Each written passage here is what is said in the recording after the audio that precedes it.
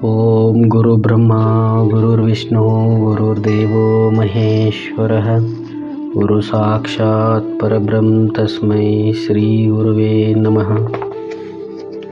ಓಂ ತತ್ಸತ್. ಪರಬ್ರಹ್ಮನೇ ನಮಃ. ಕಾದರವಳ್ಳಿಯ ಶ್ರೀ ಸದ್ಗುರು ಅದೃಶ್ಯ ಶಿವಯೋಗಿಗಳವರ ಚರಿತಾಮೃತವು 32ನೇ ಅಧ್ಯಾಯ. ದತ್ತವಾಡದಿಂದ ಬಂದ ಪಟ್ಟಾಧಿಕಾರಿಗಳಾದ ಶ್ರೀ ಬಸನಗೌಡ ಬಾಬಾ ಮಹಾರಾಜರು ಕಾದರವಳ್ಳಿಯ ಕುಂಭಮೇಳ ಯಾತ್ರೆಯಲ್ಲಿ ಬಂದು ಸನ್ಮಾನ ಪಡೆದರು ಮತ್ತು ಗ್ರಾಮದ ಮುತ್ತೈದೆಯರಿಂದ ಗುರುಗಳ ಹಾಗೂ ಕುಂಭದ ಪೂಜೆಯು ಅತಿ ವೈಭವದಿಂದ ನೆರವೇರಲ್ಪಟ್ಟಿತು. ಸೂಚನೆ: ದತ್ತವಾಡದಿಂದ ಬಂದ ಗುರುಗಳು ಅತ್ಯಧಿಕ ಸನ್ಮಾನಗೈದರು. ಮುತ್ತೈದೆಯರಿಂದ ಕುಂಭ ಪೂಜೆಯು ನಡೆದುದೈ ಕ್ರಮದಿ. ಗೋವಾಚಕ ಮಹಾಶಯರೇ, ಹಿಂದಿನ ಅಧ್ಯಾಯದಲ್ಲಿ ಕಾದರವಳ್ಳಿಯಲ್ಲಿ ಕುಂಭಮೇಳ ಸಪ್ತಾಹವನ್ನು ಆಚರಿಸುವುದನ್ನು ನಿರ್ಧರಿಸಿ ದತ್ತವಾಡದ ಶ್ರೀ ಸದ್ಗುರು ಬಾಬಾ ಮಹಾರಾಜರಿಗೂ ಚಿಕ್ಕೋಡಿಯ ಶ್ರೀ ಚಿನ್ನಯ್ಯ ಸ್ವಾಮಿಗಳಿಗೂ ಪತ್ರ ಬರೆದು ಕುಂಭಮೇಳ ಯಾತ್ರಾ ಮಹೋತ್ಸವಕ್ಕೆ ಬರಲು ವಿನಂತಿಸಿಕೊಂಡಿರುವುದನ್ನು ಶ್ರವಣ ಮಾಡಿ ಆನಂದ ಪಡೆದಿರುವಿರಿ. ಈ ಅಧ್ಯಾಯದಲ್ಲಿ ದತ್ತವಾಡದ ಶ್ರೀ ಬಸನಗೌಡ ಬಾಬಾ ಮಹಾರಾಜರು ಹಾಗೂ ಚಿಕ್ಕೋಡಿಯ ಶ್ರೀ ಚಿನ್ನಯ್ಯ ಸ್ವಾಮಿಗಳು ಕುಂಭಮೇಳ ಮಹೋತ್ಸವದಲ್ಲಿ ಸನ್ಮಾನ ಪಡೆದ ವಿಷಯವನ್ನು ಶ್ರವಣ ಮಾಡಿ ಕೃತಾರ್ಥರಾಗಿರಿ. ಇತ್ತ ಶ್ರೀ ಸೀಮೆ ಮಠದಲ್ಲಿ ಕುಂಭಮೇಳ ಸಪ್ತಾಹದ ಕಾರ್ಯಗಳು ಭರದಿಂದ ಸಾಗಿದ್ದವು. ಹೆಣ್ಣು ಮಕ್ಕಳು ಕೂಡಿಕೊಂಡು ಕಾಳು ಕಡಿಗಳನ್ನು ಸ್ವಚ್ಛಗೊಳಿಸುವುದು, ಬೀಸುವುದು, ಕುಟ್ಟುವುದು, ಖಾರ ಹಾಗೂ ಸಾರಿನ ಸಾಮಾನುಗಳನ್ನು ತರಿಸುವುದು ಮೊದಲಾದ ಕೆಲಸಗಳಿಗೆ ತೊಡಗಿದ್ದರು. ಅತ್ತ ಶ್ರೀ ರಾಮಲಿಂಗ ದೇವರ ಗುಡಿಯ ಎದುರಿಗೆ ಹಂದರವನ್ನು ತಯಾರಿಸಿ ಅಂದಗೊಳಿಸಿದರು. ಕೇವಲ 4 ದಿನಗಳಲ್ಲಿ ಕುಂಭಮೇಳ ಸಪ್ತಾಹದ ಸಿದ್ಧತೆಯ ಸರ್ವ ಕಾರ್ಯಗಳು ಸಂಪೂರ್ಣವಾದವು. ಶ್ರೀ ವೀರಭದ್ರಯ್ಯ ಸ್ವಾಮಿಗಳು ಮೊದಲು ಚಿಕ್ಕೋಡಿಗೆ ಹೋಗಿ ಶ್ರೀ ಚಿನ್ನಯ್ಯ ಸ್ವಾಮಿಗಳಿಗೆ ದರ್ಶನವಿತ್ತರು. ಆ ಸಮಯದಲ್ಲಿ ಮಹಾತ್ಮರ ತಮ್ಮ ಸದ್ಭಕ್ತರಿಗೆ ಇಹಲೋಕ ಮತ್ತು ಪರಲೋಕಗಳಲ್ಲಿ ಸುಖದ ಪ್ರಾಪ್ತಿಯಾಗಬೇಕಾದರೆ ಧರ್ಮವೇ ಮೂಲ ಕಾರಣವಾಗಿದೆ. ಧರ್ಮ ನಿರತನಿಗೆ ಯಾವ ಕೊರತೆಯೂ ಸಂಭವಿಸುವುದಿಲ್ಲ ಮತ್ತು ಧರ್ಮ ಭ್ರಷ್ಟನಿಗೆ ಎಂದೂ ಸುಖ ದೊರಕುವುದಿಲ್ಲ ಎಂದು ಧರ್ಮದ ಮಹತ್ವವನ್ನು ಕುರಿತು ಬೋಧಿಸುತ್ತಿದ್ದರು. ಆ ಕಾಲಕ್ಕೆ ಶ್ರೀ ವೀರಭದ್ರಯ್ಯ ಸ್ವಾಮಿಗಳು ಅಲ್ಲಿಗೆ ಹೋದ ತಕ್ಷಣ ಅವರನ್ನು ಶ್ರೀಗಳವರು ಅತ್ಯಂತ ಆನಂದದಿಂದ ಸ್ವಾಗತಿಸಿ ಶ್ರೀ ಅದೃಶ್ಯ ಶಿವಯೋಗಿಗಳ ಕುಶಲ ಸಮಾಚಾರ ಕುರಿತು ಮಾತುಕತೆಯನ್ನು ಮಾತಾಡಿದರು. ಆಗ ಶ್ರೀ ವೀರಭದ್ರಯ್ಯ ಸ್ವಾಮಿಗಳು ಅಜ್ಜನವರು ಬರೆದುಕೊಟ್ಟ ಪತ್ರವನ್ನು ಅವರಿಗೆ ಅರ್ಪಿಸಿದರು. ಶ್ರೀ ಚಿನ್ನಯ್ಯ ಸ್ವಾಮಿಗಳು ಆ ಪತ್ರವನ್ನು ಓದಿ, ವೀರಭದ್ರಯ್ಯನವರೇ, ಆ ಮಹಾಸ್ವಾಮಿಗಳು ನಮ್ಮ ನೇತೃತ್ವದಲ್ಲಿಯೇ ಆ ಮಹತ್ ಕಾರ್ಯ ಜರುಗಲ್ಪಡಬೇಕಾಗಿದೆ ಎಂದು ನಿರ್ದೇಶಿಸಿದ್ದಾರೆ. ಅಂತಹ ಶಕ್ತಿವಂತರು ನಾವಲ್ಲ. ಆದರೂ ನಮ್ಮನ್ನು ಆಗ್ರಹದಿಂದ ಸ್ವಾಗತಿಸಿ ಬರಲು ಭಿನ್ನಯಿಸಿಕೊಂಡಿದ್ದಾರೆ. ಅಂದ ಮೇಲೆ ನಾನು ಅವಶ್ಯವಾಗಿ ಬರಲೇಬೇಕು, ಬರುತ್ತೇನೆ ಎಂದು ವಚನ ಕೊಟ್ಟರು. ಶ್ರೀ ವೀರಭದ್ರಯ್ಯನವರಿಗೆ ಬಹಳ ಸಂತೋಷವಾಗಿ, ಶ್ರೀಗಳವರೇ, ತಾವು ಆಗಮಿಸಿ ಕುಂಭಮೇಳ ಸಪ್ತಾಹದ ಮಹತ್ ಕಾರ್ಯವನ್ನು ಒಳ್ಳೆಯ ಸಡಗರದಿಂದ ಸಾಂಗಗೊಳಿಸುವುದಾಗಬೇಕು ಎನ್ನುತ್ತಾ, ಬುದ್ಧಿಗಳೇ, ಇನ್ನೂ ದತ್ತವಾಡಕ್ಕೆ ಹೋಗಬೇಕು. ನಮ್ಮ ಸಂಗಡ ತಾವು ದಯವಿಟ್ಟು ದತ್ತವಾಡಕ್ಕೆ ಬರುವ ಕೃಪೆಯಾಗಬೇಕು ಎಂದರು. ಅದಕ್ಕೆ ಚಿನ್ನಯ್ಯ ಸ್ವಾಮಿಗಳು, ಆಗಲಿ, ನಾವು ಬರುವೆವೆ ಎಂದು ಒಪ್ಪಿಕೊಂಡರು. ಇಂದು ನೀವು ದಣಿದು ಬಂದಿರುವಿರಿ, ಇಲ್ಲಿಯೇ ವಿಶ್ರಾಂತಿ ಪಡೆಯಿರಿ, ನಾಳೆ ಮುಂಜಾನೆ ಹೋಗೋಣ ಎಂದು ಹೇಳಿದರು. ಸಾಯಂಕಾಲ ಸಮಯಕ್ಕೆ ಶ್ರೀ ಚಿನ್ನಯ್ಯ ಸ್ವಾಮಿಗಳು ಕೆಲವು ಭಕ್ತರ ಜೊತೆಗೆ ಲಿಂಗಾಂಗ ಸಾಮರಸ್ಯದ ವಿಷಯವನ್ನು ಪ್ರಾರಂಭ ಮಾಡಿದರು. ಜಿಜ್ಞಾಸುಗಳು ತಮಗೆ ತಿಳಿಯದ ವಿಷಯವನ್ನು ಪುನಃ ಕೇಳುತ್ತಿದ್ದರು. ಅವರಿಗೆ ಸ್ವಾಮಿಗಳು ದೃಷ್ಟಾಂತ ಕೊಟ್ಟು ಅವರಿಗೆ ಪೂರ್ಣ ಮನವರಿಕೆಯಾಗುವಂತೆ ತಿಳಿಸುತ್ತಿದ್ದರು. ಕಾಯವಿಡಿದು ಲಿಂಗವಿದೆ, ಲಿಂಗವಿಡಿದು ಕಾಯವಿದೆ, ಅರಿವುವಿಡಿದು ವಚನವಿದೆ, ವಚನವಿಡಿದು ತೋರುವ ಅರಿವಿದೆ, ಲಿಂಗಾಂಗವೆರಡು ನಿಮ್ಮಲ್ಲಿ ಐಕ್ಯವಾದ ಪರಿಯಂತುಂಟು ಹೇಳ, ಸ್ವರವಿಡಿದು ಶಬ್ದ ಸಮರಸವಾದ ಪರಿಯಂತೂ ಹೇಳ, ದೇವಭಕ್ತನೆಂಬ ನಾಮಸೀಮೆಯಡಿ ಗುಹೇಶ್ವರ ಲಿಂಗದಲ್ಲಿ ತದ್ಧತವಾಗಿರ್ತ ಪರಿಯಂತೂ ಹೇಳ, ಸಂಗನ ಬಸವಣ್ಣ ಎಂದು ಪ್ರಭುದೇವರು ದೇವಭಕ್ತನೆಂಬ ನಾಮಗಳೆರಡು ನಿಮ್ಮಲ್ಲಿ ತೋರಿರುತ್ತವೆ. ಇವು ಅಡಗಿದ ಪರಿಯನ್ನು ಕಾಯವಿಡಿದು ಲಿಂಗವಿದೆ, ಲಿಂಗವಿಡಿದು ಕಾಯವಿದೆ ಎಂದು ಸೊಗಸಾಗಿ ಹೇಳಿದ್ದನ್ನು ವಿವರಿಸಿ ಹೇಳಿದರು. ಅದರಂತೆ ಶರಣರು ಎಂತಿರಬೇಕೆಂದರೆ, ಕರ್ಮ ಕಾಯನೂ ಅಲ್ಲ, ಬ್ರಹ್ಮ ಮೂರ್ತಿಯೂ ಅಲ್ಲ, ಪರಬ್ರಹ್ಮವನ್ನು ನುಡಿವಲ್ಲಿ ತಾನಿಲ್ಲದ ನಿರ್ಮೋಹಿ ಮಾತಾ ಪಿತರುಗಳುದರ ಜಾತ ಜನಜನಿತನೂ ಅಲ್ಲ. ಶ್ವೇತಪಿತ ಕಪೋತ ಷಡು ವರ್ಣರಹಿತ ನವಮಾಸ ತುಂಬಿದ ಮೂರ್ತಿಯು ತಾನಲ್ಲ. ಅವಿರಳ ಲಿಂಗದ ಕಳೆಯ ಬೆಳಗುತ್ತಾ ಶರಣಾ ನಡೆಯ ಕಲಿವಲ್ಲಿ ನೋಡಿ ಹೇಳ ಹಂಗಿಗನಲ್ಲ. ನುಡಿಯ ಸಡರದಲಾದ ಬಿಂದು ತಾನಲ್ಲ.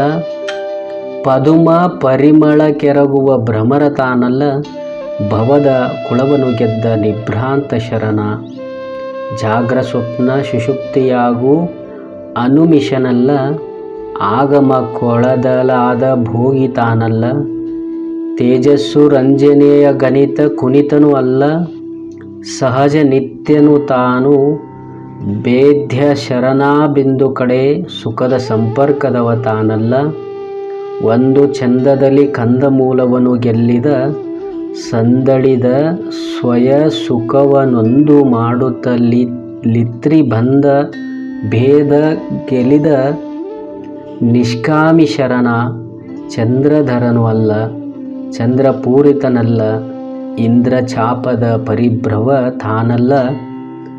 ಭೃಂಗ ನುಂಗಿದ ರುಚಿಯನೊಂದು ಮಾಡಿದ ಗುಹೇಶ್ವರನೆಂಬ ಲಿಂಗದ ಹಂಗಳಿದ ಶರಣ ಎಂದು ಶರಣರ ಇರುವನ್ನು ಅಲ್ಲಮ ಪ್ರಭುಗಳು ಅತ್ಯಂತ ಸೊಗಸಾಗಿ ಹೇಳಿದ್ದನ್ನು ವಿವರಿಸಿ ಹೇಳಿ ಲಿಂಗಾಂಗ ಸಾಮರಸ್ಯದ ಸುಖವನ್ನು ಭಕ್ತರಿಗೆ ಸವಿಸುತ್ತಿದ್ದರು.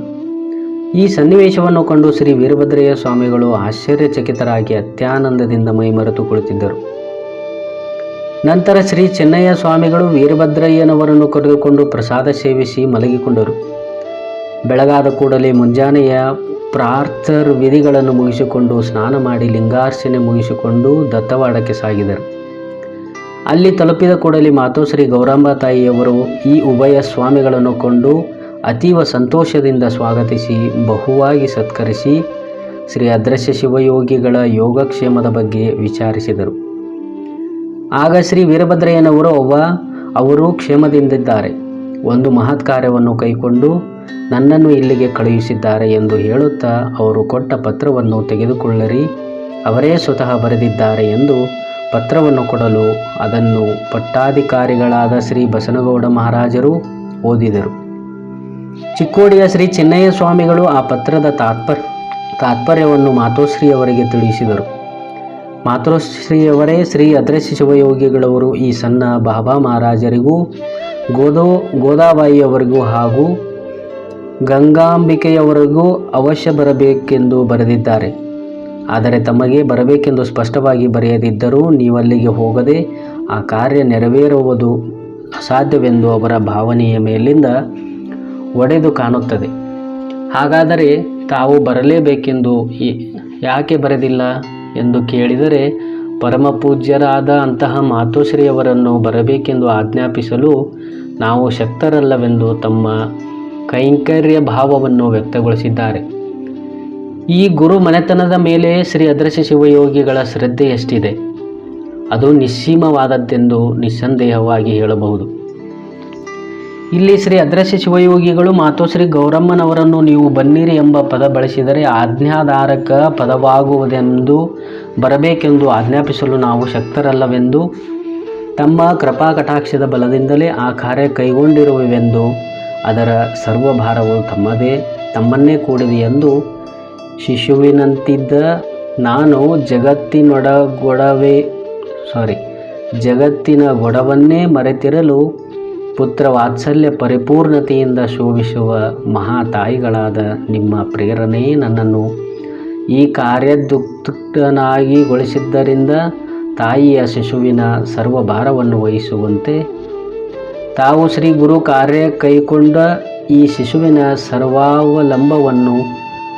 ಲಂಬನವು ತಮ್ಮನ್ನೇ ಕೂಡಿದೆ ಎಂದು ಎಷ್ಟು ಮಾರ್ಮಿಕವಾಗಿ ಹೇಳಿಕೊಂಡು ಗುರು ಮಾತ್ರ ಪ್ರೇಮ ಮತ್ತು ಕೈಂಕರ್ಯ ಭಾವವನ್ನು ತಾಳಿರುವ ಶ್ರೀ ಅದೃಶ್ಯ ಶಿವಯೋಗಿಗಳ ಅಂತರಾತ್ಮವನ್ನು ಅರಿತಿರುವ ಜಿಜ್ಞಾಸುಗಳಿಗೆ ಮಾತ್ರ ಈ ಪದ ಮತ್ತು ವಾಕ್ಯಗಳ ಅರ್ಥವಾದೀತು. ಇದು ಅಲ್ಲದೆ ಈ ಹಿಂದೆ ಶ್ರೀ ಅದೃಶ್ಯ ಶಿವಯೋಗಿಗಳು ಶ್ರೀ ಸದ್ಗುರು ಬಾಬಾ ಮಹಾರಾಜರ ಸನ್ನಿಧಿಗೆ ನಾವು ಒಮ್ಮೆ ಕುಂಭಮೇಳದ ಯಾತ್ರೆ ಮಾಡಬೇಕೆಂದು ಇಚ್ಛೆಯುಂಟಾಗಿದೆ ಎನ್ನಲು, ಆ ಕುಂಭಮೇಳವೆಲ್ಲವೂ ನಿಮ್ಮಲ್ಲಿವೆ, ನೀವೇ ಆ ಕುಂಭಮೇಳ ಪ್ರಕಟಗೊಳಿಸುವಿರಿ ಎಂದಿದ್ದರು. ಅಲ್ಲದೆ ಆ ಮಹತ್ ಕಾರ್ಯವು ಮಲಪ್ರಭಾ ನದಿ ತೀರದಲ್ಲಿ ಜರುಗಲೆಂದು ಹಾರೈಸಿದ್ದರು.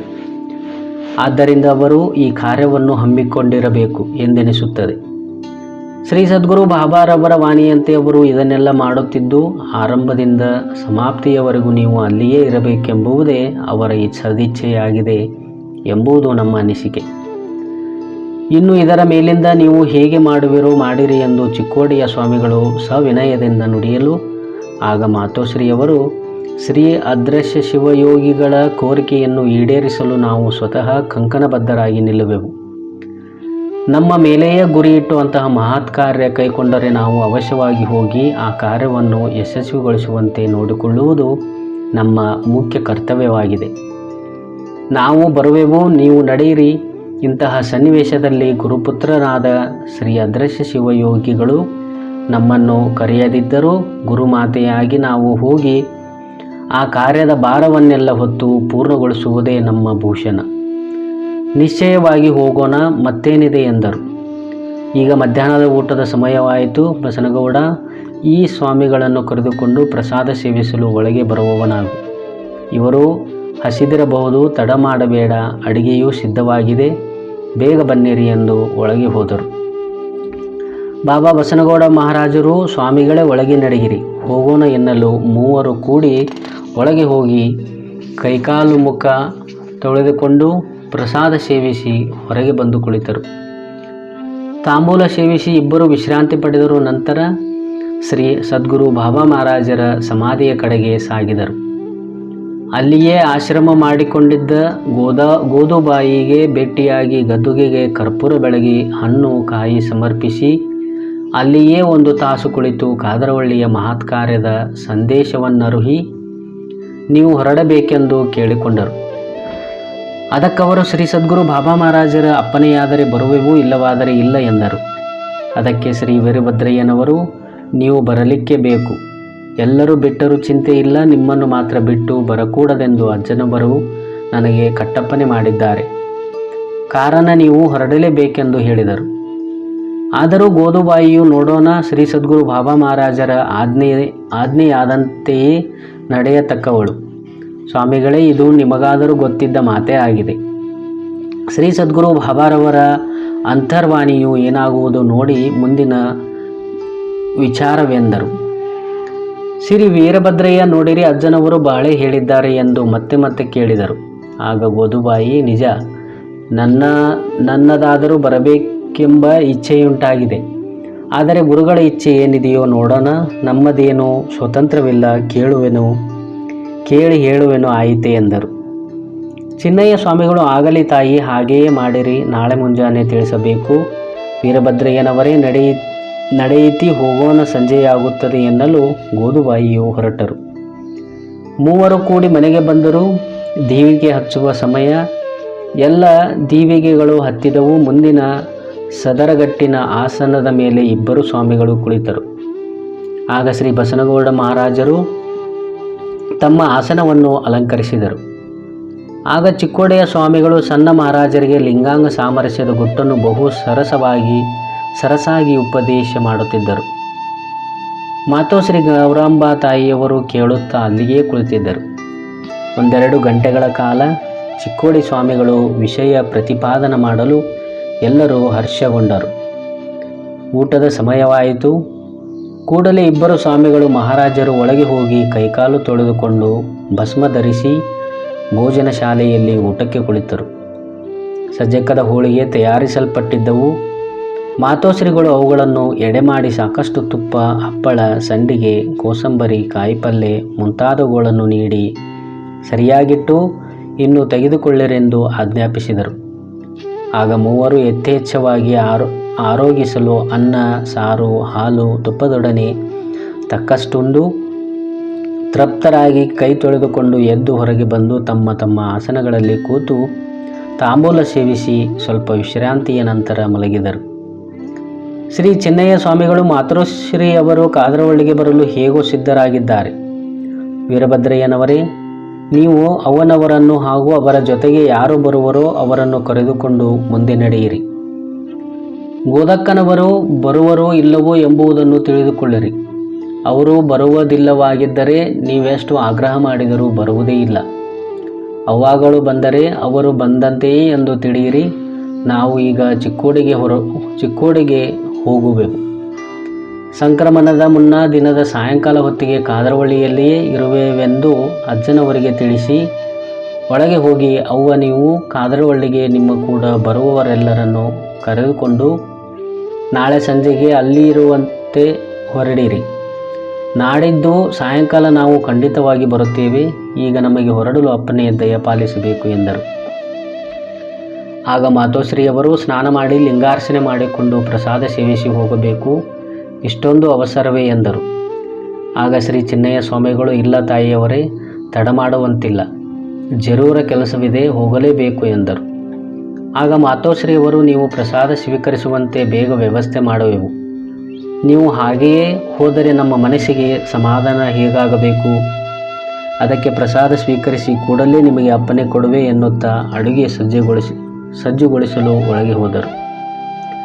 ಸ್ವಾಮಿಗಳು ನಿರ್ವಾಹವಿಲ್ಲದೆ ನಿಲ್ಲಬೇಕಾಯಿತು. ಮುಂದೆ ಕೆಲಸ ಮಾಡುವ ಪಾಟೀಲರಿಗೆ ಭೇಟಿಯಾಗಿ ಬರುತ್ತೇವೆಂದು ವೀರಭದ್ರಯ್ಯನವರನ್ನು ಕರೆದುಕೊಂಡು ಹೋದರು. ಇತ್ತ ಗೌರಾಂಬ ತಾಯಿಯವರು ಸ್ನಾನ ಮಾಡಿ ಅಡುಗೆ ಪ್ರಾರಂಭಿಸಿದರು. ಲಘು ಬಗೆಯಿಂದ ಕೆಲಸ ಮಾಡಿ 1 ಗಂಟೆಯಲ್ಲಿಯೇ ಅಡುಗೆ ತಯಾರಿಸಿ ಸ್ವಾಮಿಗಳ ಸ್ನಾನಕ್ಕೆ ನೀರು ಕಾಯಿಸಿ ಸ್ನಾನ ಮಾಡಲು ಸ್ವಾಮಿಗಳನ್ನು ಕರೆಯಲು ಕಳುಹಿಸಿದರು. ಶ್ರೀ ಚಿನ್ನಯ್ಯ ಸ್ವಾಮಿಗಳು ಕಾದರವಳ್ಳಿಯಲ್ಲಿ ಜರುಗುವ ಮಹತ್ ಕಾರ್ಯದ ಸಂದೇಶವನ್ನು ಪಾಟೀಲರಿಗೂ ತಿಳಿಸಿ ನೀವು ಅವಶ್ಯ ಹೊರಡಲೇಬೇಕು ಎಂದು ಒತ್ತಾಯ ಮಾಡಿದರು. ಅವರಿಂದ ಆಶ್ವಾಸನ ಪಡೆದು ವೀರಭದ್ರಯ್ಯನವರೊಡನೆ ಹೊರಟು ಬಂದು ಸ್ನಾನ ಮಾಡಿ ಲಿಂಗಾರ್ಚನೆಯನ್ನೆಸಗಿ ಸಣ್ಣ ಮಹಾರಾಜರ ಕೂಡ ಪ್ರಸಾದ ತೆಗೆದುಕೊಂಡು ಎಲ್ಲ ಜನರಿಂದ ಅಪ್ಪಣೆ ಪಡೆದು ಚಿಕ್ಕೋಡಿಗೆ ಸಾಗಿದರು. ಗೋದುಬಾಯಿಯವರು ಬೆಳಗ್ಗೆಯೇ ತಮ್ಮ ಆಶ್ರಮಕ್ಕೆ ಹೋಗಿದ್ದರು. ಮುಂದೆ 2 ಗಂಟೆಗಳ ನಂತರ ಪುನಃ ಮನೆಗೆ ಬಂದು, ಶ್ರೀ ಸದ್ಗುರು ಬಾಬಾ ಮಹಾರಾಜರು ನನಗೆ ಕಾದರವಳ್ಳಿಗೆ ಹೋಗಲು ಅಪ್ಪನೆ ದಯಪಾಲಿಸಲಿಲ್ಲ. ಕಾರಣ ನೀವೇ ಹೋಗಿ ಅದೃಶ್ಯ ಶಿವಯೋಗಿಗಳವರಿಗೆ ನನ್ನ ಪರವಾಗಿ ಕ್ಷಮೆ ಬೇಡಿರೆಂದು ತಾಯಿಯವರಿಗೆ ವಿಜ್ಞಾಪಿಸಿಕೊಂಡರು. ಆಗ ಮಾತೋಶ್ರೀಗಳು, ನಿರ್ವಾಹವಿಲ್ಲ, ಶ್ರೀ ಸದ್ಗುರು ಬಾಬಾ ಮಹಾರಾಜರ ಅಪ್ಪನೆ ದೊರೆಯದ ಮೇಲೆ ಮಾಡುವುದೇನು? ನಾವು ಮಾತ್ರ ನಮ್ಮ ಕರ್ತವ್ಯವಾಗಿರುವುದರಿಂದ ಹೋಗಲೇಬೇಕಾಗಿದೆ, ಹೋಗುವೆವು. ನೀವು ಮನೆಯ ಕಡೆಗೆ ಲಕ್ಷ್ಯ ಕೊಡಬೇಕು. ಈಗ ಸದ್ಯಕ್ಕೆ ನೀವು ಇಲ್ಲಿಯೇ ಭೋಜನ ಮಾಡಬೇಕೆಂದು ಆಗ್ರಹ ಮಾಡಿ ಅವರೊಡನೆಯೇ ತಾವು ಕುಳಿತು ಭೋಜನ ಮಾಡಿದರು. ನಂತರ ಗೋದಕ್ಕನವರು ತಮ್ಮ ಆಶ್ರಮಕ್ಕೆ ಹೊರಡಲು ವೀರಭದ್ರಯ್ಯನವರು ನಾವು ಬರುವೆವೆಂದು ಗೋದಕ್ಕನ ಕೂಡ ಹೋಗಿ ಶ್ರೀ ಸದ್ಗುರು ಬಾಬಾ ಮಹಾರಾಜರ ಗದ್ದುಗೆಗೆ ಕರ್ಪೂರ ಬೆಳಗಿ ಕಾಯಿ ಒಡೆದು ನಿವೇದಿಸಿ ಪ್ರಸಾದವನ್ನು ಇಬ್ಬರು ಸೇವಿಸಿದರು.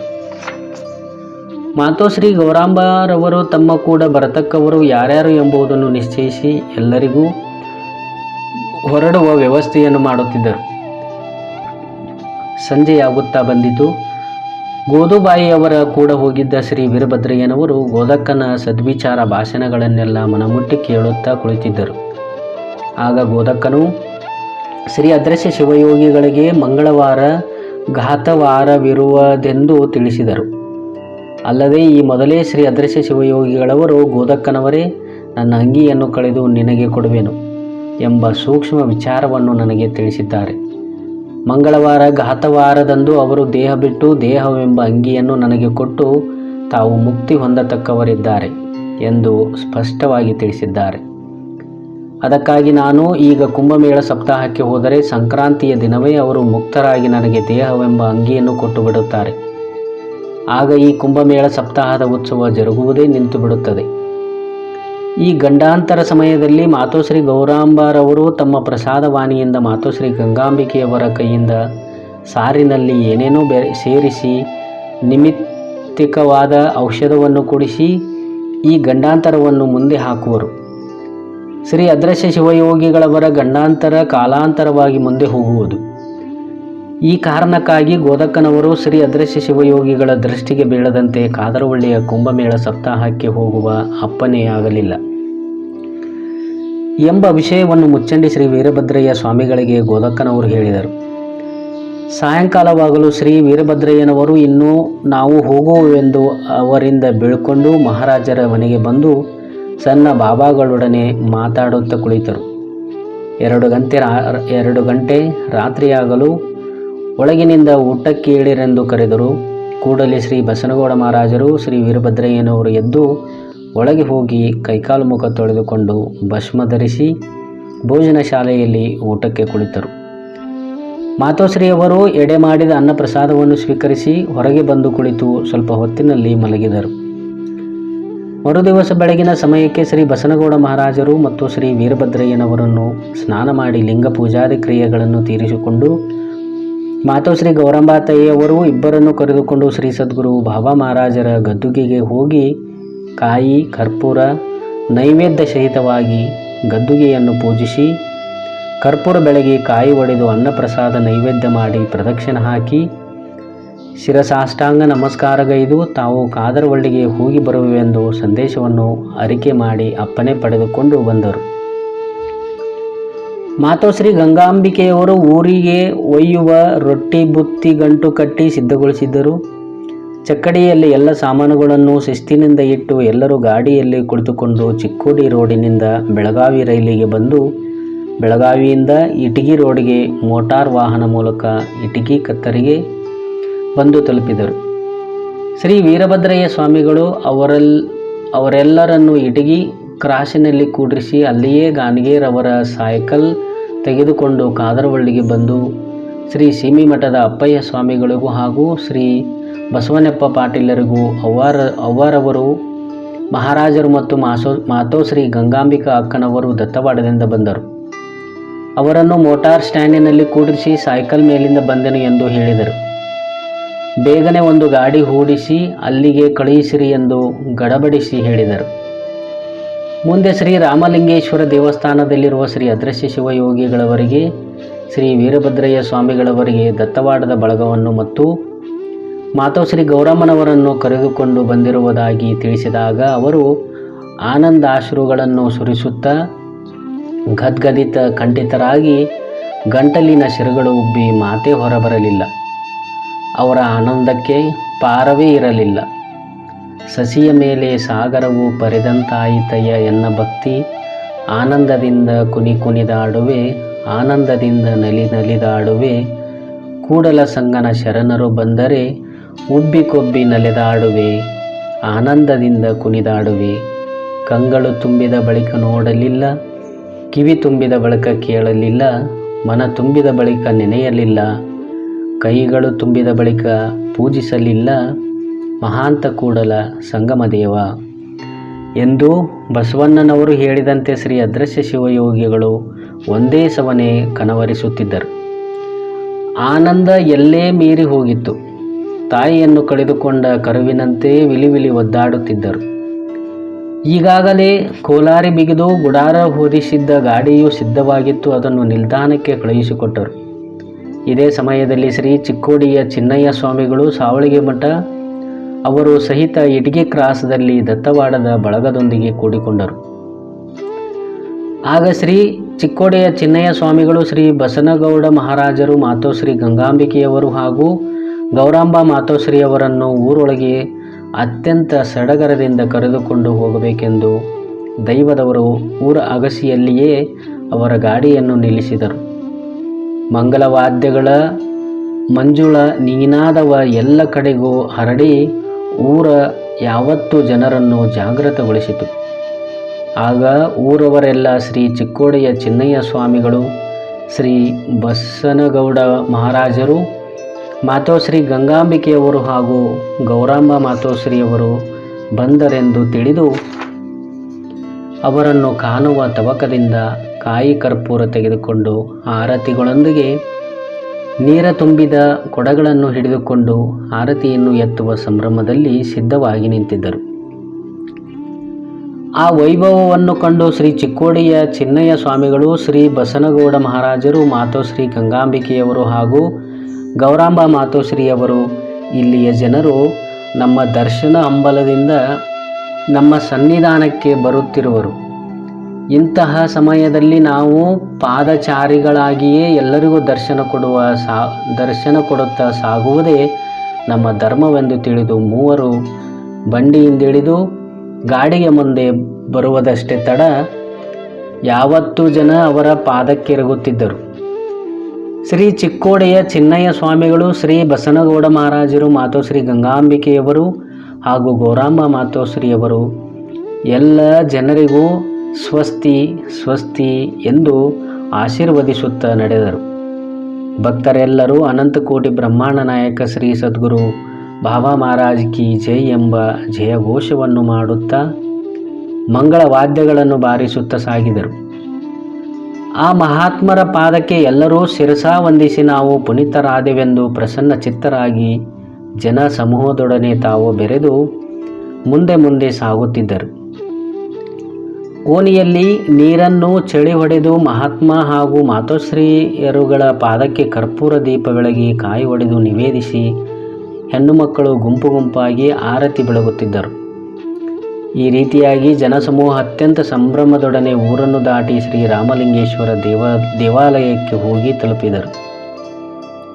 ಚಂದ್ರೋದಯವನ್ನು ಕಂಡು ಸಮುದ್ರವು ಉಕ್ಕೇರುವಂತೆ ಮಾತೋಶ್ರೀಯವರನ್ನು ಕಂಡು ಪುಳಕಿತರಾಗಿ ಶ್ರೀ ಅದೃಶ್ಯ ಶಿವಯೋಗಿಗಳ ಕಣ್ಗಳಲ್ಲಿ ಆನಂದದಿಂದ ಆನಂದ ಬಾಷ್ಪಗಳು ಸುರಿಯಲಾರಂಭಿಸಿದವು. ಮಾತೋಶ್ರೀಯವರು ಸಹಿತ ಶ್ರೀ ಅದೃಶ್ಯ ಶಿವಯೋಗಿಗಳವರನ್ನು ಕಂಡು ಬಹು ದಿನಗಳಾದ್ದರಿಂದ ಅವರನ್ನು ಕಂಡ ತಕ್ಷಣ ಅವರಿಗೂ ವಾತ್ಸಲ್ಯದಿಂದ ಆನಂದ ಬಾಷ್ಪಗಳು ಸುರಿಯಲಾರಂಭಿಸಿದವು. ತಾಯಿಯು ಮಗುವನ್ನು ಅಪ್ಪಿಕೊಳ್ಳುವಂತೆ ಮಾತೋಶ್ರೀ ಗೌರಮ್ಮನವರು ಅಜ್ಜನವರನ್ನು ಅಪ್ಪಿಕೊಂಡು ತಲೆಯ ಮೇಲೆ ಕೈಯಾಡಿಸಿದರು. ಆ ವಾತ್ಸಲ್ಯವು ಅಷ್ಟಕ್ಕೆ ಶಾಂತವಾಗದೆ ಅಪ್ಪ ಸ್ವಾಮಿಗಳೇ, ಅದೃಶ್ಯ ಶಿವಯೋಗಿಗಳೇ ಎನ್ನುತ್ತಾ ಧ್ವನಿ ತೆಗೆದು ಅಳಲಾರಂಭಿಸಿದರು. ಆಗಂತೂ ಅಜ್ಜನವರ ಮೈ ಮೇಲೆ ಎಚ್ಚರವೇ ಇರಲಿಲ್ಲ. ತಾಯಿ ಮಗುವಿನ ಕಣ್ಣೊರೆಸುವಂತೆ ಆ ತಾಯಿಯು ತಮ್ಮ ಸೀರೆಯ ಸೆರಗಿನಿಂದ ಅಜ್ಜನವರನ್ನು ಕಣ್ಣುಗಳನ್ನು ಒರೆಸಿ ಅಪ್ಪ ಮಾತನಾಡಿರೆಂದು ಬಿಕ್ಕಿ ಬಿಕ್ಕಿ ಅಳುತ್ತಿದ್ದಳು. ಆಗಿನ ಸನ್ನಿವೇಶವನ್ನು ವಾಣಿಯಿಂದ ವರ್ಣಿಸಲು ಯಾರಿಗೂ ಸಾಧ್ಯವಿಲ್ಲ. ಒಂದೆರಡು ಕ್ಷಣ ಹೊತ್ತು ಯಾರ ಬಾಯಿಂದಲೂ ಪಿಟ್ಟೆಂದು ಒಂದಕ್ಷರವೂ ಸಹಿತ ಹೊರಡಲಿಲ್ಲ. ಎಲ್ಲಿಂದಲೂ ಅಶರೀರವಾಣಿಯು ಶಾಂತಿ ಶಾಂತಿ ಶಾಂತಿ ಎಂದು ಮೂರಾವರ್ತಿ ಕೇಳಿಸಿತು. ಆಗ ಶ್ರೀ ಸಿಮಿಮಠದ ಅಪ್ಪಯ್ಯ ಸ್ವಾಮಿಗಳವರು ಮಾತೋಶ್ರೀಯವರ ಪಾದಗಳನ್ನು ತೊಳೆದು ಆಸನದ ಮೇಲೆ ವಿಶ್ರಮಿಸಲು ವಿನಂತಿಸಿದರು. ಉಳಿದವರು ಪಾದಗಳನ್ನು ತೊಳೆದುಕೊಂಡು ಅವರಿಗಾಗಿ ಸಿದ್ಧಪಡಿಸಿದ ಆಸನಗಳಲ್ಲಿ ಕುಳಿತುಕೊಂಡರು. ಇವರ ಎಲ್ಲ ವ್ಯವಸ್ಥೆಯನ್ನು ನೀವು ಖುದ್ದಾಗಿ ನೋಡಿಕೊಳ್ಳಬೇಕು. ತಿಲ ಮಾತ್ರವೂ ತಪ್ಪಬಾರದು, ತಿಳಿಯಿತೆ ಎಂದು ಶ್ರೀ ಅಪ್ಪಯ್ಯ ಶ್ರೀಗಳವರಿಗೆ ಅಪ್ಪಣೆ ಮಾಡಿದರು. ಅವರಿಗೆಂದು ಮೊದಲೇ ತಂದಿಟ್ಟ ಬಾಳೆ, ಮೋಸಂಬಿ, ಕಿತ್ತಳೆ ಹಾಗೂ ದ್ರಾಕ್ಷಿ ಹಣ್ಣುಗಳನ್ನೆಲ್ಲ ಸರಿಪಡಿಸಿ ಬಾಳೆಯ ಎಲೆಗಳಲ್ಲಿ ಇಟ್ಟು ಎಲ್ಲರಿಗೂ ಕೊಟ್ಟರು. ಹಣ್ಣುಗಳನ್ನು ಸೇವಿಸಿದ ನಂತರ ಹಾಲು ಕುಡಿದು ಎಲ್ಲರೂ ತೃಪ್ತರಾದರು. ಮಾತೋಶ್ರೀಗಳವರ ಆಗಮನದ ವಿಷಯ ತಿಳಿದು ಗ್ರಾಮದ ಭಕ್ತಾದಿಗಳು ಬಂದು ದರ್ಶನ ಪಡೆದು ಹೋಗುತ್ತಿದ್ದರು.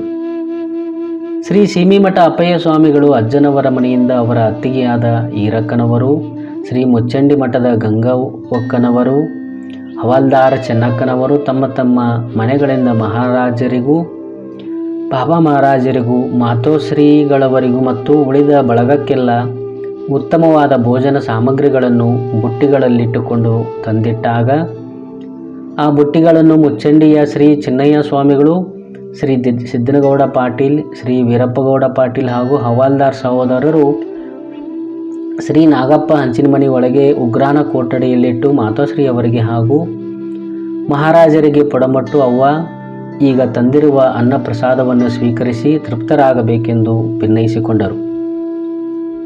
ಆಗ ಆ ಮಹಾತಾಯಿಯವರು ನಗೆ ಮೊಗದಿಂದ ನಾವು ತೆಗೆದುಕೊಳ್ಳುವೆವು, ನಮ್ಮೊಡನೆ ನೀವು ತೆಗೆದುಕೊಳ್ಳಬೇಕೆಂದರು.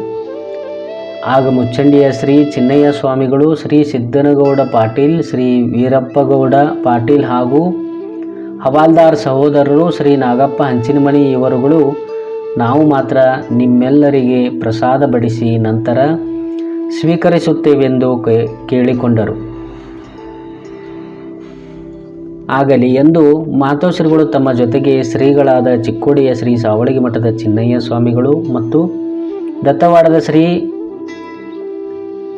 ಬಸನಗೌಡ ಮಹಾರಾಜರು ಹಾಗೂ ಉಳಿದ ಯಾವತ್ತು ಭಕ್ತ ಮಂಡಳಿಯ ಜೊತೆಗೆ ಕುಳಿತುಕೊಂಡು ಪ್ರಸಾದ ಸ್ವೀಕರಿಸಿದರು. ಇವರೆಲ್ಲರ ಪ್ರಸಾದ ಮುಗಿದ ನಂತರ ದತ್ತವಾಡದ ಗಂಗಾಮಾತೆಯವರು ಉಳಿದಿರುವ ಎಲ್ಲರಿಗೂ ಸ್ವತಃ ತಾವೇ ಮನದನಿ ಊಟಕ್ಕೆ ಬಡಿಸಿದರು. ಎಷ್ಟು ನೀಡಿದರೂ ಅನ್ನ ಸಾಮಗ್ರಿ ಇನ್ನೂ ಬಹಳ ಉಳಿದಿತ್ತು. ಅದನ್ನು ಅಲ್ಲಿ ಬಂದಿದ್ದ ಎಲ್ಲ ಹೆಣ್ಣು ಮಕ್ಕಳಿಗೆ ನೀಡಿದರೂ ಸವೆಯದೆ ಮತ್ತೆ ಉಳಿಯಿತು. ಆಗ ಅನ್ನ ಸಾಮಗ್ರಿಯೂ ಎಲ್ಲರಿಗೂ ಸಾಕಾಗಿ ಮತ್ತೆ ಉಳಿದಿದ್ದು ನೋಡಿ ಎಲ್ಲರಿಗೂ ಆಶ್ಚರ್ಯವೇ ಆಯಿತು. ಶ್ರೀ ಗುರು ಕೃಪೆಗೆ ಪಾತ್ರರಾಗಿ ಊಟ ಮಾಡಿಸಿದ ಎಲ್ಲ ಭಕ್ತರು ಮಾತೋಶ್ರೀ ಹಾಗೂ ಮಹಾರಾಜರಿಗೆ ಮತ್ತೊಮ್ಮೆ ನಮಸ್ಕರಿಸಿ ಅವರಿಂದ ಆಶೀರ್ವಾದ ಪಡೆದು ತಮ್ಮ ಮನೆಗಳಿಗೆ ತೆರಳಲು ಅನುವಾದರು. ಆಗ ಮಾತೋಶ್ರೀಯವರು ತಂಗಿಗಳಿರ, ನಾವು ಇಲ್ಲಿ ಇರುವವರೆಗೆ ನೀವೆಲ್ಲ ಪ್ರತಿ ದಿವಸ ಇಲ್ಲಿಗೆ ಬರುತ್ತಿರಬೇಕು ಎಂದು ಹೇಳಿ ಅವರೆಲ್ಲರನ್ನು ಬೀಳ್ಕೊಟ್ಟರು. ನಂತರ ರಾತ್ರಿಯಾದದ್ದರಿಂದ ಮಾತೋಶ್ರೀ ಗೌರಮ್ಮ ತಾಯಿಯವರು ತಮ್ಮ ಆಪ್ತ ಬಳಗದೊಡನೆ ಪವಡಿಸಿದರು ಎಂಬಲ್ಲಿಗೆ ಶ್ರೀ ಸದ್ಗುರು ಅದೃಶ್ಯ ಶಿವಯೋಗಿಗಳವರ ಚರಿತಾಮೃತದಲ್ಲಿ 32ನೇ ಅಧ್ಯಾಯವು ಮುಗಿದುದು. ಜೈ ಜೈ ಶಿವನೋ ಪಾರ್ವತಿ ಪತಿ ಹರ ಹರ ಮಹಾದೇವ್.